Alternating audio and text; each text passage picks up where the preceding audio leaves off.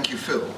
Look, I'm going to talk for a while, and then I thought we should all talk and have questions and answers and take the conversation where you might like it to go.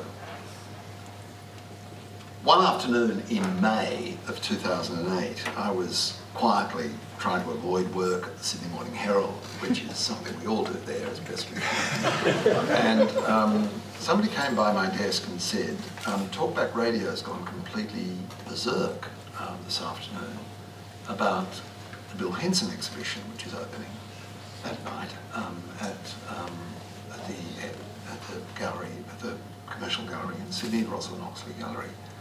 That morning, our paper had a blinder of a colleague by a blinder of a column by my colleague Miranda Devine, which had a ferocious opening about the ghastly dangers of allowing children to be adults too soon, blasting the Hanson exhibition. And it was not the first time that Miranda had spoken on the subject of about children being adults too soon. Children can be adults too soon by doing remarkable things in Miranda's eyes, like wearing dark glasses, apparently. And there are lots of other things. Maybe a little unfair to Miranda. But anyway, suddenly the Talkback Radio was just wild with the subject of Bill Henson. Now, if you've been reading newspapers for the last 20 or so years, you know that Bill Henson's work is controversial, and the controversies about his representations of children have been argued back and forth in the papers for a very, very long time. And those have been often quite heated, but nevertheless, those conversations have been part of the sort of the intellectual muscle of the country. But on this particular afternoon, those conversations had jumped the tracks, thanks to Radio 2GB, and thanks, as it turned out, to some politicians of both sides of Parliament, New South Wales Parliament. And that night, the police from the Rose Bay Police Station went in and closed that exhibition down. As they subsequently discovered, they closed that exhibition down, having been informed by their legal advisors that there was no legal basis on which to do it. They nevertheless closed it down. And next morning, of course, the Prime Minister, Kevin Rudd, simply sent the issue into orbit by condemning the photographs, condemning Hanson on early morning television. I soon found myself engaged in this story. I wrote a couple of pieces about it for the Sydney Morning Herald, and then I was approached by Text Publishing and asked, what about doing a short, sharp book on this, even as the issue is breaking, even as the story is breaking, even as it is emerging? So I plunged in, absolutely plunged in, and I was having an enormously enjoyable time with this issue while just beating my head against the wall about it, but nevertheless, professionally an enormously stimulating time. And finally, at the great age of 60-something, I twigged to the fact that I've been reporting panics all my life. This is a panic, this was a classic panic, it was beaten up by the press, it was taken up by politicians, it was sent into overdrive by the Prime Minister, and then it was just pursued. It was a classic panic. And it came to me at that time the image of the bonfire, and I talk about the bonfires of panic, the way that the kindling heaps up, and the way that people find, the ways people find of, putting a match to the bonfire, knowing when to slurp on the extra bucket of Kero to get the thing really blazing. And here with the Henson matter was an absolutely classic panic. And I thought to myself, now when this is all over and done with, I'm going to have a think about panic, and I'm going to have a look again at my work over the years to see where I've written about panic. So when it was all done, my publishers and I talked about the possibility of me reordering a decade or so's works, just taking essays and reports that I've written, reworking them, amalgamating them, etc., etc., etc., and looking at the subject of panic. And I was quite chilled by what I discovered, because this country, of all countries, has so little reason to panic. And yet we are swept by panics. And the curious thing about political panics is that we forget them once they're gone. For instance, who now really remembers the great panic about native title that swept this country from the time of Mabo in 1992 until about a year or so after the Wick decision of 1996? This country was in a stew, in a frenzy of fear about the entitlement of Aborigines to land because of those native title decisions. They powered the politics of the country. They powered part of Pauline Hanson. It was a hugely important part of the appeal of Pauline Hanson. And to my mind, it was also beaten up deliberately and with great skill by John Howard. And my decision to shape a book about panic in Australia, I thought I will start it with native title because I will shock people to remind them of the extent to which this country was seething about the dangers of native title. And when I reread the stuff I wrote then, and I was, worked on fresh material and putting stuff together, I thought I was glad to remind people once again of three conservative front benchers, each of them with a law degree, who knew what they were doing when they went into public and lied that Aborigines could claim backyards. They simply lied. Their names are Erica Betts, Amanda Vanstone and Nick Minchin. They had law degrees.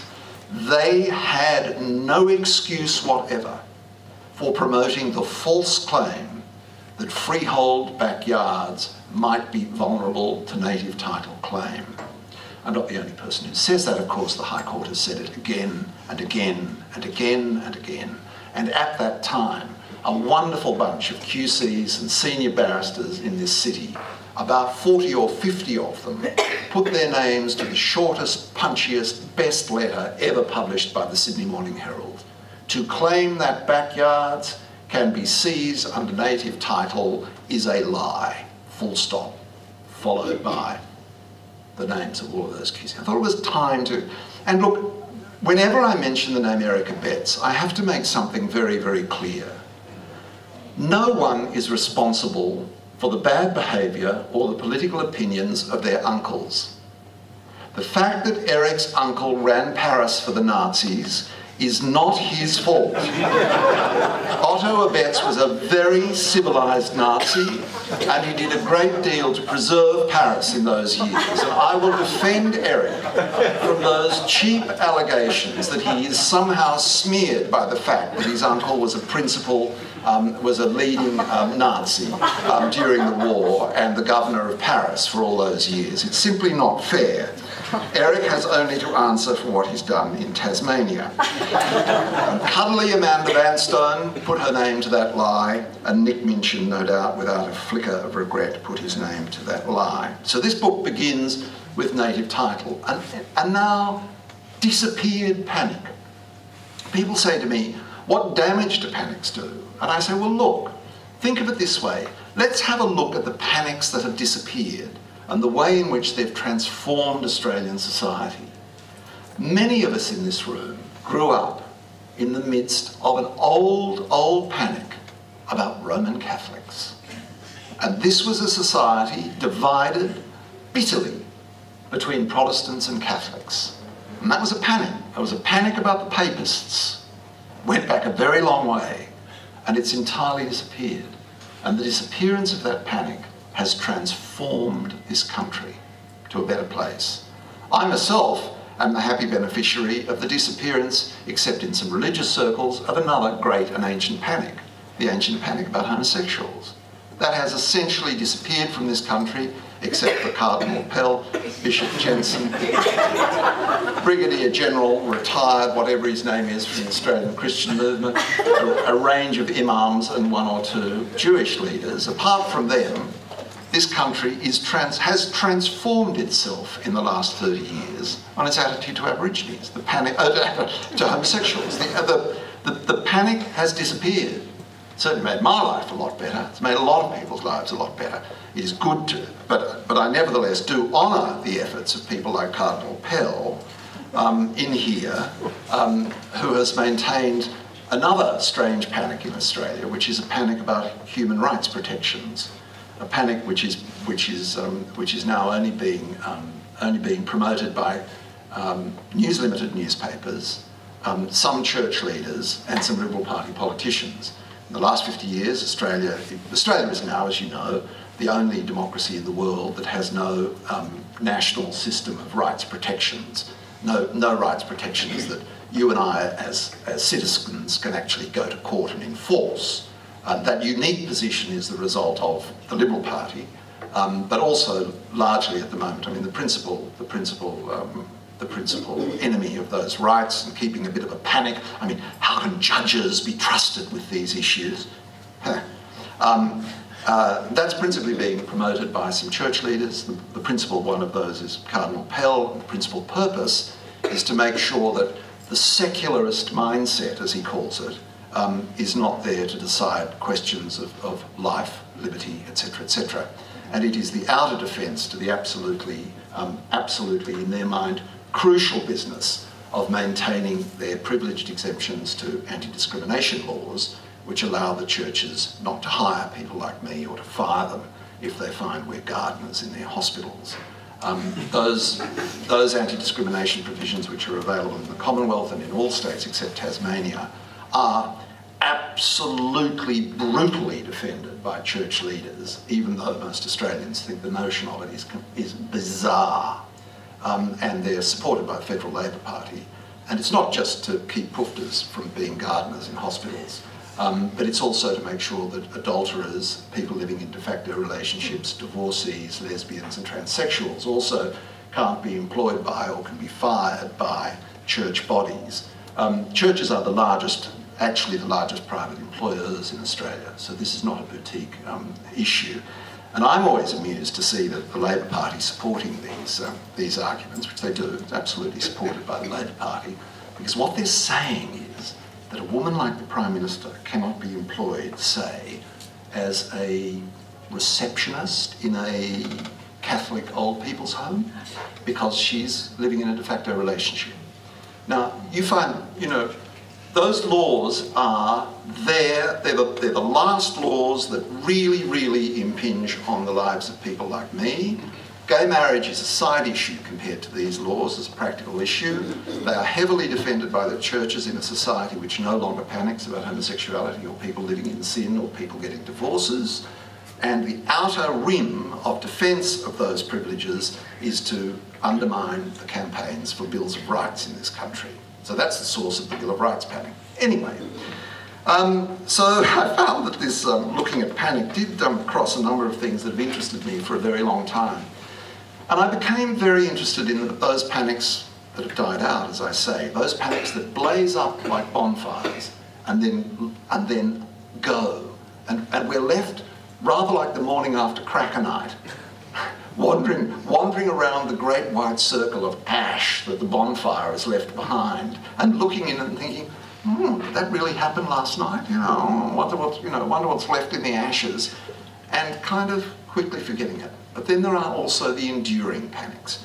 And as many of you probably may know, a subject very dear to me in the last 10 or 12 years has been the enduring panic in Australia about refugees who have the temerity to come here, as they do to very many countries in the world, by boat, and why their arrival by boat, not by plane, that doesn't trouble anybody in this country, but their arrival by boat, so panics people in this country. And I think it's an issue, I think it's a profoundly interesting issue. I think it goes deeply into the nature of this country, deeply into the unfinished business that we have in this country with white Australia, and deeply into the willingness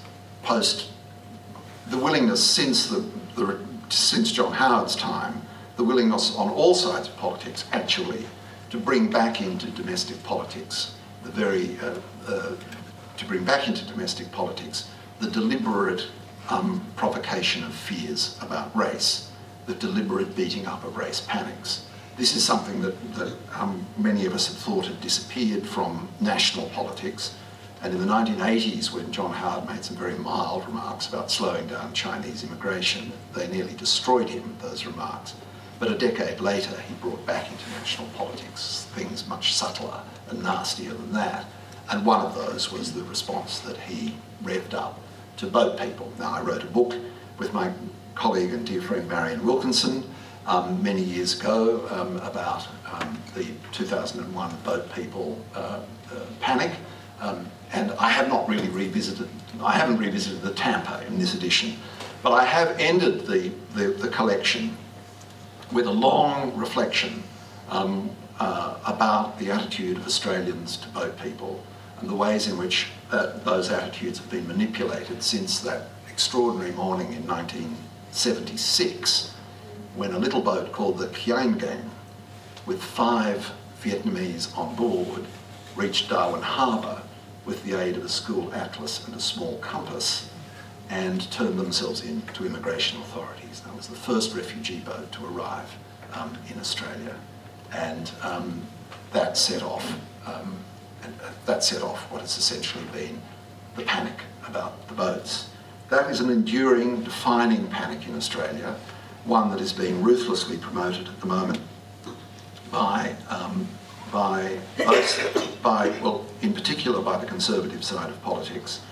I cannot actually believe that 2 Christians, Tony Abbott and Morrison, the 2 Christians can say the things they do about refugees. And I have tried with both men, and I try again here, to remind them that the Christian lesson that counts, the Christian lesson that counts with refugees is not the Good Samaritan. Both of those men talk about the Good Samaritan. The Christian lesson that really matters is that Christ was a refugee, and he would not have survived to do his good work on earth but for the generous refugee policies of the Egyptian government that took him, his family and their donkey in and sheltered them so that they could escape the bloodlust of Herod. Never mind. I've got nowhere with Tony Abbott on that. He says, I'll leave the theology to you. So there's a burst of theology here as well about that. But the other enduring panic, and the one in the shadow of which we all live in this country, is the enduring panic over drugs. And this is a fantastically interesting panic. The history of this panic is so wonderful. This is one of America's purity panics. In 1898, the Americans, courtesy of their little war with Spain, found themselves the occupying power in the Philippines, and they found in the Philippines large numbers of Chinese opium smokers. Now, the United States were familiar a bit with the habits of Chinese and opium because they had seen a lot of opium smoked on the goldfields of California. They didn't like opium, they didn't like Chinese, and they absolutely loathed the combination of the two, and they decided that they were going to rid not only their own possessions, but the world of opium, and they set out in 1898 to do this. Now, the slight problem at the time was the British government was one of the keenest promoters of opium on earth, and they were actually in the course of fighting a war with the Chinese to keep the opium market in China open. A very successful war, but when the Liberals came to power in Britain under Asquith, they joined the American mission against opium. Now, there was a great meeting of powers in Shanghai, and there's a thing called the Shanghai Treaty. That is over a century old. Its aim was to rid the world of opiates. What a spectacular failure that has been, that whole effort has been. And in a chapter here called My Love of Drugs, I talk about the continuing Australian paralysis over drug policy. We are drug pigs in this country. We are heavy consumers of drugs. This week, 1 million Australians over the age of 14 will be having an illicit drug. Or let me put it this way. This week, 1 million Australians over the age of 14 would, if questioned, admit they were having an illicit drug. The numbers are almost certainly much, much higher. Those figures are taken from official health department surveys. We are a very enthusiastic consumer of drugs in this country, but in the most blissfully Australian way. Actually, blissful is not quite the word, but we live in a country, we live in a country of the most subtle and interesting contradictions. Those interesting contradictions are my life's work, I suppose, exploring them. And the interesting contradiction here is that we have both a huge appetite for consuming drugs and an absolute determination to punish those who do. The fact that we are keen on these substances has not in any way softened our determination to make sure we punish those who are caught doing so. And that is the continuing panic in Australia, the panic about drugs, which a few weeks ago you may have seen, I hope you did, the work of Australia 21. This is a printout of their wonderful report, and this is a report by some absolute nobodies who were arguing that the war on drugs is a complete and absolute failure, that it makes things worse for everybody except criminals, and that it needs to be radically rethought. Those nobodies are people like Jeff Gallop, the former Premier of Western Australia. It's essentially nobody, isn't it? Alex Wodak, what would he know about it? Kate Carnell, former Chief Minister of the ACT, well, you know, what would she know? Nick Cowdery, former Director of Public Prosecutions, and he's got a beard. Just a parade of nobodies, really. Who else has put their names to it? Oh, Mick Palmer, well, I suppose he was the former Commissioner of the Australian Federal Police for years, universally admired, but what would he know about it? This is an astonishing report. Bob Carr, before he became Foreign Minister, he put his name to it. Michael Woolridge, used to be Federal Health Minister, he put his name to it. This is an absolutely terrific report. This is a bunch of key figures in this country saying what this country has known for a long time. The war on drugs is a complete failure and makes everything about the drug situation worse. And yet, as I say in here, in the panic book, except for a brief period between 2001 and 2006, no political party in this country has ever had the platform of radically rethinking the drug situation. The Greens in 2001, in the most whimsical, really actually quite ridiculous language, but with their hearts in the right place and their tongues twisted around their mouths, the Greens adopted a policy of quite radical drug reform. And if you'll excuse the expression, they had the shit kicked out of them for 5 years for it, principally by News Limited, but also by the Labor Party, also by the Liberal Party, National Party, everybody. That somebody should actually be arguing in the political arena that we had to rethink radically the situation with drugs earned derision, abuse. It was phenomenal, phenomenal. And there was a great battle inside the Greens, and it was dumped because the Greens are a very pragmatic party indeed, and they couldn't take the heat. Now that means there is no political party in this country at all, that is actually promoting the notion of rethinking drug policy.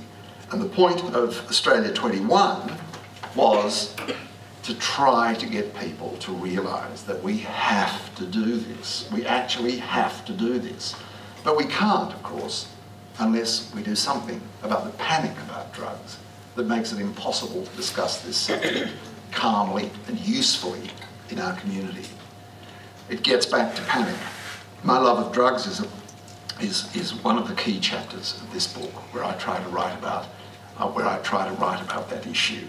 And I have, with the help of a large team of researchers, I think done a very useful task here. You will be able to find on pages 207 and 208 a complete list of all of the Australian political leaders who have had to concede a use, at least, of marijuana. when they did it and the terms in which they did it. And there they all are. And there's Bob Brown. Bob Brown had by this time come out with his own rather bare confession. When I was in London back in 1970, I did sit in a circle with some Eritrean students and puff on some marijuana, and I did inhale, but I haven't since. Now, let's have a talk. Let me answer some questions and go where this is. I should add just one other thing. So what's the panic now? What's the panic that we're experiencing in politics right now? It isn't, I have to say, a panic which I've had any close look at in the book, but it is the panic about the Australian economy. We have the best. No economy is ever perfect for everybody all the time. No economy is without dangers facing it, ever. But right now, Australia has essentially the best economy in the world.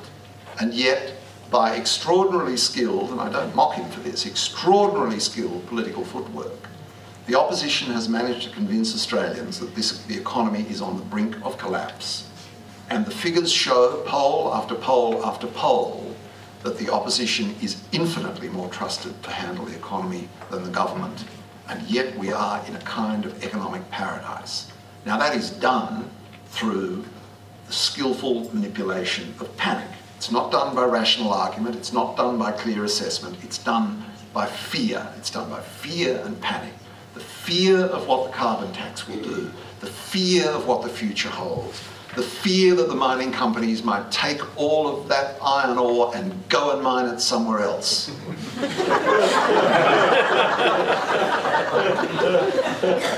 That's the fear in this country at the moment. There's also squalor, which makes you just... the squalor story in this country at the moment is amazing as well. But this is the fear. The fear narrative of this country is around the economy, around carbon tax, and around the absolute destruction of all we hold dear any minute now because of these things. And it took me back, and I went and searched it out, it took me back to 1975, the great first panic of my career as a politician. And it was the panic over Whitlam. And it was the need so urgent to get rid of Whitlam, who was inevitably going to be defeated at the next election, but to get rid of him now, that panic that saw what I still think was a coup d'etat in this country. And my own newspaper, the infinitely conservative Sydney Morning Herald, I mean much more conservative then even than it is now, had an editorial on its front page calling for the overthrow of an elected government. It is in the plainest interest of national self-preservation to get rid of a management which has reduced a rich and fortunate country to the verge of economic and social disintegration. Sounds like today, doesn't it? Here we are, once again on the verge, and once again urgently needing to get rid of a government. So panic still does its work, and I've hoped to explain a little of it in this book. Thank you. Now let's have some questions. Let's talk about this and take it where you would like. Yes? You spoke at first about two lots of panic that seemed to have cleared the air and been an improvement, I think, for homosexuality and anti-Catholicism. There's another one as well, which is communism. We are no longer gripped by that huge national panic about communism. Sorry. I'm wondering then, have you worked out the difference between those that disappeared, or will disappear, and those that hang on? Well, both of the fear of Catholics and the fear of Pufters, that's all about religion, and it's all about the standing of religion in the society. There's also a kind of a solidarity in Australia when you've got so much worse to worry about than Catholics, you can almost find some common cause with them. And then they started marrying your cousins, and it just like everything just started to break down, and then they turned out to be quite nice, and this kind of thing. And also crucial for that were two things. One was state aid to schools, and that huge political debate around giving state money to schools, which of course is something the United States will never do. and as I understand it, the United Kingdom almost never does. This country pours, as we now know, billions of dollars into church schools. That decision, though very expensive, did do a lot to close that gap. And the other thing, of course, was the fact that politics ceased to be so nakedly a political divide as well. I mean, Tony Abbott is a DLPer. I mean, the easiest thing to understand about Tony Abbott is that he represents the conservative social conscience views of the DLP. And there's a great deal to admire about the DLP.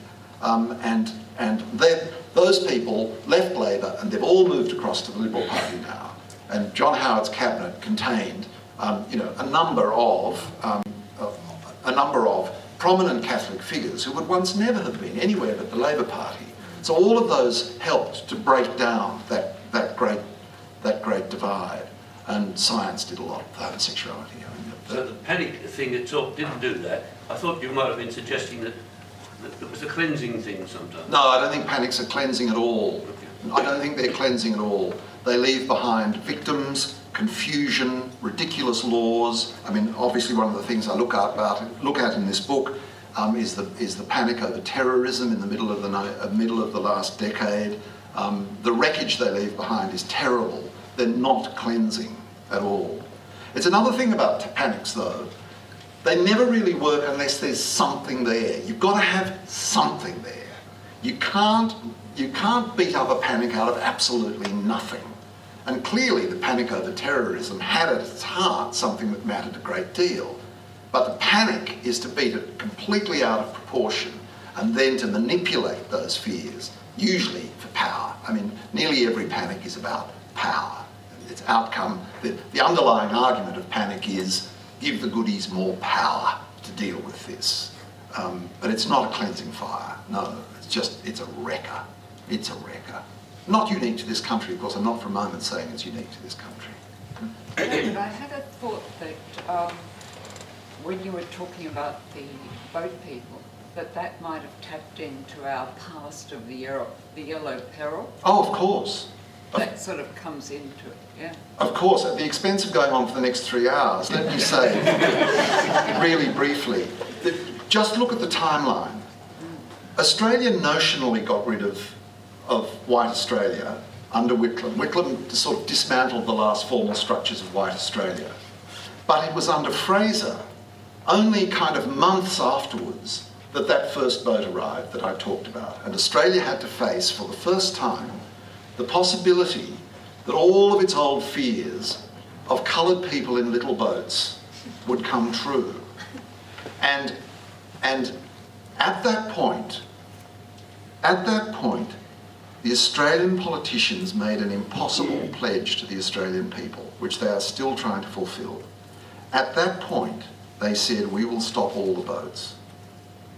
Now that's not a claim, a promise, that's not a promise ever made in Italy, or Greece, or Spain, or England, or America.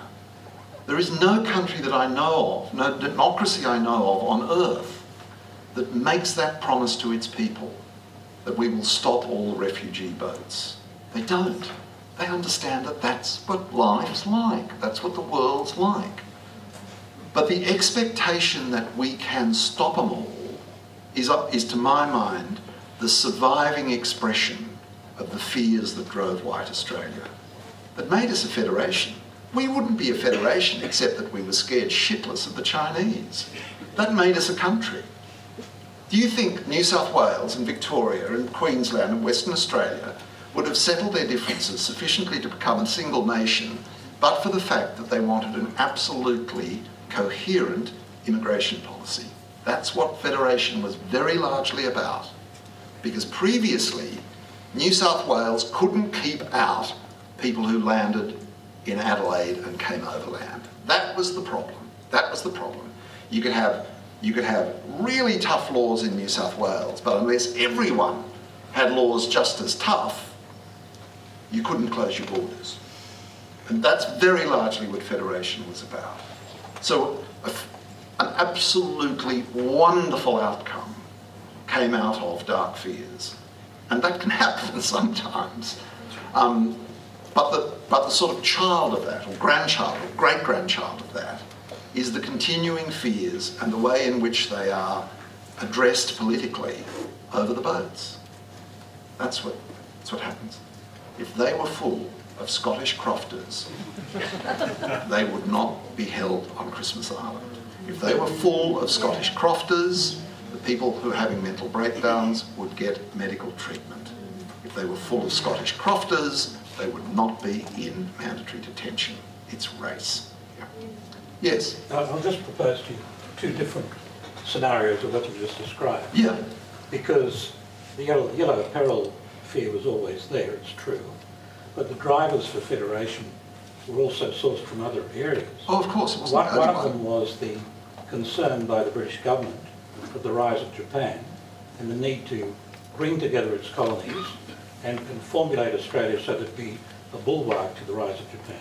And pay for a bit of that defence as well. And the other one was the depression of the 1890s, which was hugely punishing, caused great suffering in Australia, and then galvanised the creation of the Labor Party and also galvanised the creation of Protect the Jobs, and on from there came things like exporting, or deporting, the Kanakas and things like that. So it is true that racism has always been with us and probably will be with us till the end of mankind.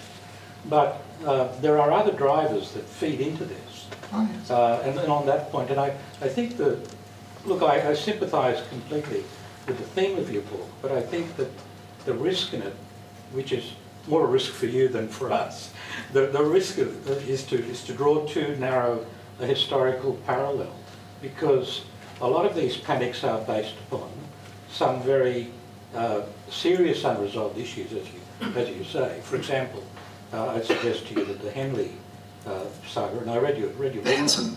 Yes. Sorry, I read your book on that, and I thought it was wonderful. But that reflects, in large part, the fact that Australian society, maybe throughout the world, has not addressed fully issues involving pedophilia. I mean, at the moment there's an uproar in Victoria over the squibbing of the Baillieu government in creating a commission, instead of a royal commission, to look into abuse. But they're establishing a commission, unlike the New South Wales government. Yeah. It's true, but I just think that... They're showing a lot more bravery down here than is remotely possible in Sydney. Yeah, well, you know, threat construction. There are papers in this library on threat construction, and it's a political use that you can go back to the Roman times and find politicians were using threat construction. I don't think we differ there. Yeah, I don't think we differ there. And I mean, I think most of those kinds of issues are covered here. It's a very ancient thing. And by the way, after I published this essay on this new essay on the boats and the way in which public opinion has been constructed on the boats, and there's something in there about, you know, this goes back to the gold rushes and the Chinese at the gold rushes. And I was contacted by this academic who opened my eyes to the most fantastic thing. In the 1830s, there was a wool boom, as you all know, in Australia, a fantastic wool boom. It led to the Great Bust of 1840, but there was a great wool boom in the 1830s.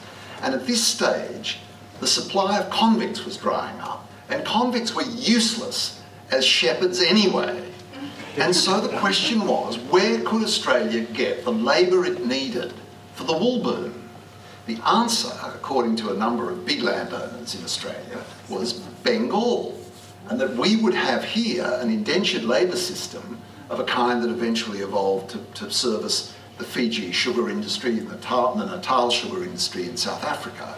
And people started to bring down indentured labour from Calcutta to Australia to be shepherds. And they were indentured, which meant that if you ran away from your employer, the cops went and got you and they threw you in jail. Now, the colony divided on what was called the coolie question. Were we to have coolies in Australia or not? And the debates about whether we would or not, you'll be glad to know that the Sydney Morning Herald was for coolies. William Charles Wentworth and the Australian newspaper were anti-coolie. And and I've now read some of the debates about the Cooley question, and rhetoric you hear today about other races, and the rhetoric you heard that you can read about at Federation, the rhetoric you heard in the great court cases of the 1880s, and the rhetoric that came out of the goldfields, it's all of a piece with the rhetoric of the Cooley question. And of course, it goes back infinitely. It goes back infinitely into the history of the human race. But I love discovering about the Cooley question. I'd like to do some more study sometime about the Cooley question, and immensely reassured the Sydney Morning Herald said, yes, you should bring in slave labour. Some of the employees would know about that today. Yes.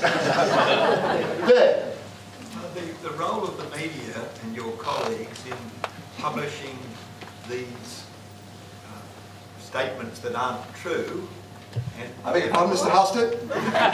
therefore amplifying this panic, how has that grown with the TV, talkback radio? Is that a significant factor? It's a very significant factor. Even, I think, in the last decade, since I worked for a time at Media Watch, I think there is a new claim out there in the media, in some sections of the media, that you have a right, you actually have a right to be wrong. You've got a right to be wrong, because it's freedom. You're free to be wrong. And it's a very, very important democratic freedom to be wrong and to be abusive on the basis of a complete error or indifference to fact. And this is a very, very important freedom, and it was most recently, scandalously, taken away from my friend Andrew Bolt, who wanting to pursue what is in fact a very interesting and difficult issue. How do we determine, and indeed how do Aborigines determine, who is Aboriginal and who is not? How do we settle the issue of Aboriginality? Now, there are many interesting issues turn on this. Andrew's problem was that he kicked the shit out of at least 9 people for cynically late in life adopting an Indigenous identity, when in fact all 9 of them had been raised from childhood as Aboriginal. Now that's not me saying he got it wrong, and it's not the judge saying he got it wrong. It was his own lawyers, the lawyers for the Herald Sun, admitted as an admitted fact of the court proceedings that involved Bolt, before those court proceedings even began, that he was entirely wrong to accuse those 9 people of adopting in late life Aboriginal identity. Now he calls this some errors. In fact, he was entirely wrong, and on the basis of that error about those 9 people was appallingly abusive of them in 2 columns in the Herald Sun. Now, I don't like the terms of the Racial Discrimination Act. I don't like the way in which it bears on public discussion. I think there are much better ways of drafting and limiting the impact of that act. But there has never been a tradition in this country of honouring the freedom to publish abusive bullshit. And that's what's going on with the Bolt issue at the moment, and he's continuing to promote that. He's continuing to say that his liberties have been absolutely cruelly limited by this. And I think that this is not just Bolt. This is an American thing. It comes out of the United States of America. It comes out of the ruthlessly abusive and highly financed Republican machine in the United States of America, which has, to my mind, only one essential purpose, which is to keep tax low at whatever price. Keep tax low for the rich at whatever price. It doesn't matter if you've got sick people dying in the streets. It doesn't matter any of those things. You fight wars, you don't pay for them, all of those kinds of things. That's the Republican thing, and it is supported by outfits like Fox News, which blatantly lies, invents. Something like 31% of Americans believe that President Obama was born in Kenya and is secretly a Muslim. Now that night after night after night on American television, there are news commentators saying that. And the fact that he's produced his long-form birth certificate from Hawaii just hasn't stopped anybody. I think there is I know that I'm in danger of sounding like a wild old fuddy-duddy and perhaps even panicking a little about this.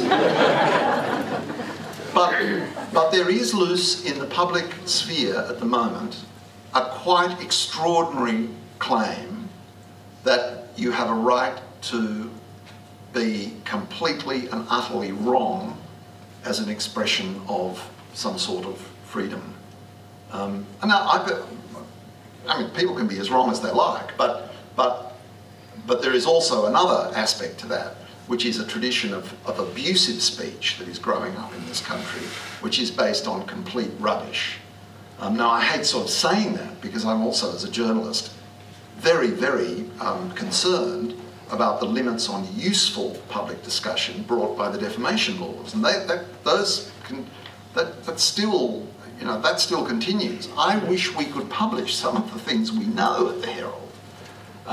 It would be terrific, but we can't. It's defamation law. So it's a very interesting, tricky area, but there is at the moment this completely bizarre notion that you've got an absolute right to speak rubbish, and indeed that you shouldn't even be.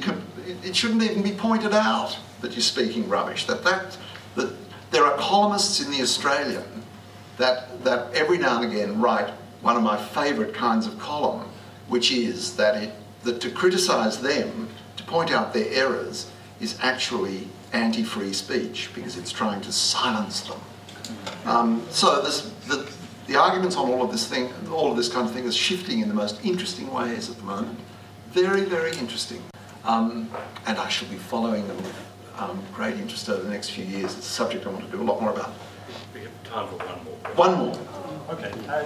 We'll get a little bit more. Okay. And I promise to be As long as I promise to buy. quicker in my reply. Okay. I'll try and make a quick question. But so far you've been talking about things that have been panics, and I think what you've been saying is that there shouldn't have been panics. Do you think that there's maybe things that should be panics which haven't really been? And I'm thinking of things like maybe the sort of global warming. Is that something that should be a panic but isn't, for example? We should never panic about anything. Yeah. The problem about panic is that we do the wrong things. We reach the wrong decisions. That's the problem with panic. I think we should be deeply concerned about global warming, and we should be reaching some calm, rational decisions about it. But we should never panic about it, no. The way that our Prime Minister has been treated in those manic sort of demonstrations and all those banners and so on, I think is extraordinary. Look, it's part of that. It's part of that, the bleed into Australia of American habits of political life. And I don't think in our lifetimes we've ever heard such abuse. Even the abuse of Whitlam, which was pretty colourful, and not entirely without foundation, though I admire him hugely. But the abuse of Gillard, with that special edge that it has of abusing a woman, that special pleasure you feel that the speakers are getting because it is the licensed public abuse of a woman, that's new. But it's American. I feel my parents' deep suspicion of the United States of America, everything from television to desert boots is all sort of coming up in me again. But they are the habits of American politics bleeding over into Australia. Yes. Would you like to say something about the laws that have been enacted following the panic over terrorism? Look, there are some extremely beautiful chapters in here on the subject of the laws that were enacted following the terrorism thing. My argument about Australia is that we are a very practical people. We do not we do not care much for abstract argument. And abstract argument has very little traction in politics. And so when most of the lawyers of the nation say, warning, warning, warning, these laws that we're passing about to deal with terrorism go much, much too far, no traction. But once something goes wrong, once they're demonstrated to have gone tremendously wrong, as they did in the case of Mohammed Haneef, the doctor from the Gold Coast, Australians know exactly that that is wrong. The difficulty with these kinds of laws is getting them off the books. There are still some terrible laws in the Commonwealth Crimes Act that go back to the time of the Wobblies in the 1920s. They're bloody hard to get off the books once they're there. They will be rarely used, they remain as a threat, but I call them the scar tissue of panic's past. Very hard to deal with. No, we'll go to one more quick question. Pat. Getting back to your notion about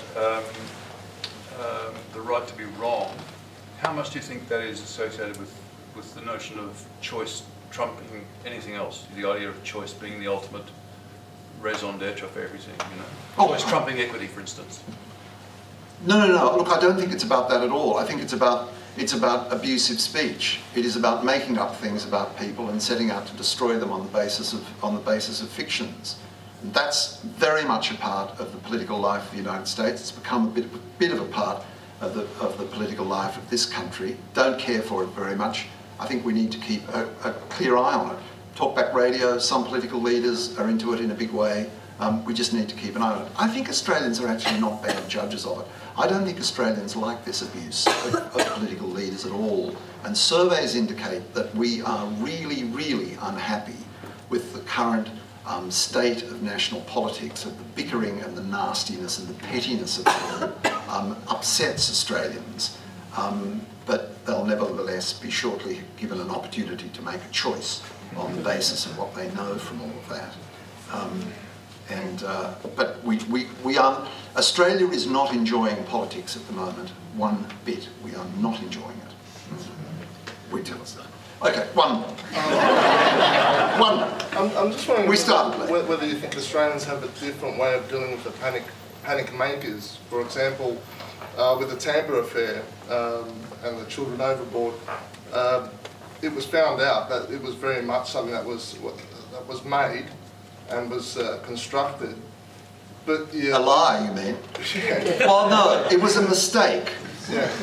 Children overboard began as a mistake, and then a decision was made not to correct it. And that decision then involved a series of lies. Disgraceful business, yeah. Yeah, but it was blown to the proportion that it was, but yet nothing happened. There was no... Oh, no. Children overboard didn't help the Labor Party in the 2001 elections. They were going to lose anyway. It did not help that party. But Children Overboard was a stain on John Howard's reputation that he carried for the rest of his time as Prime Minister. And those things accumulated. One of the things I argue about panic is that it wears out the reputation of panic mongers. It's all very well for me to argue, as I do, that we forget about panics, but the people who drive panics do not rise in our estimation over time. We tend to find them grubby, and we tend at a certain point to discard them for what they've done. They don't. Panics are very, very good in the short term for a politician and really bad in the long term for a politician. So don't think that they're without sanction. They are. But those sanctions can take time. Yep. We stop there? Right.